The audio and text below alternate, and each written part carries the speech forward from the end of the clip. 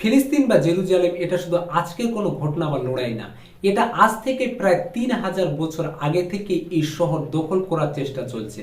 আজ থেকে প্রায় 3300 সাল পূর্বে আল্লাহ মুসা আলাইহিস সালামকে আদেশ দেন তিনি যেন বনি ইসরায়েল অর্থাৎ ইহুদিদেরকে ফেরাউনের অত্যাচার থেকে বাঁচতে ফিলিস্তিনে যেতে বলেন এবং তিনি বনি ইসরায়েলকে নিয়ে ফিলিস্তিনের দিকে রওনা দেন এবং মাঝে রেড সি বা লোহিত সাগর পড়ে।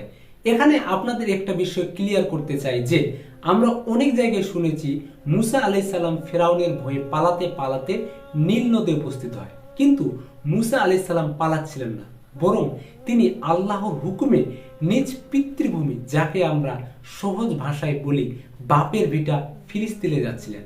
এবং অনেক বক্তৃতায় শুনেছি যে মুসা আলাইহিস সালাম নীল নদে পৌঁছান, কিন্তু সেটা নীল নদ না, ওটা ছিল রেড সি বা লোহিত সাগর।